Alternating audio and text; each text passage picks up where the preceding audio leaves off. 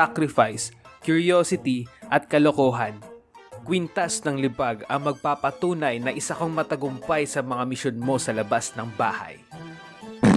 At naalala ko din tuwing bakasyon, madalas kaming kumain ng ice cream dahil sa init. May mga dumadaang ice cream sa tapat ng bahay namin. At tuwing makikita o maririnig namin ang pagdaan ng ice cream sa tapat ng bahay, nanghihingi lang kami kay Lola ng pambili ng ice cream. At may enjoy na namin magpipinsan ang aming merienda at kwentuhan. At ang madalas kong bilhin dati na ice cream ay yung pinipig. Nagustuhan ko siya kasi nahawa lang ako sa mga tita ko nun at mga pinsan ko. Kasi ito yung lagi nilang binibili. Pero dahil nga gustong gusto nila yung pinipig, syempre sinubukan ko na. At nung nasubukan ko siya, ang sarap! Crunchy, matamis! Kaso hindi nga lang siya refreshing kasi chocolate. Pero madali ako ma-impluwensyahan nung bata ako kaya yummy! Kaya simula nun, ito na din yung lagi kong binibili. Pero kung tatanungin mo ako kung ano ang gusto kong ice cream dito sa mga pagpipilian, gusto ko talaga nun ay yung popsicle na orange flavor. Yung dalawa, bibili ka ng isa, dalawa yung laman. Pwede ka pang mag-share. Gusto mo?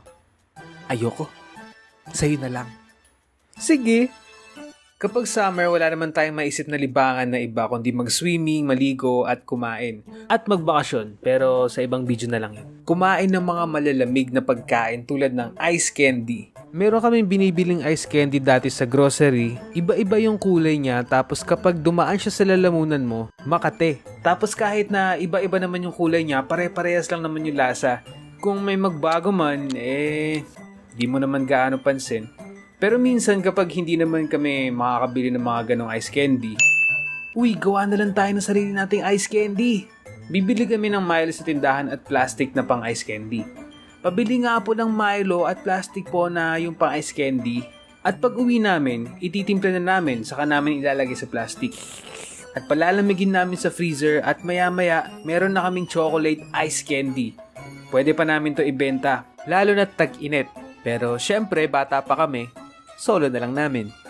Isa pang maganda kong na-experience noong bata pa ako kapag tag-init ay yung nagbabarilan kami ng water gun.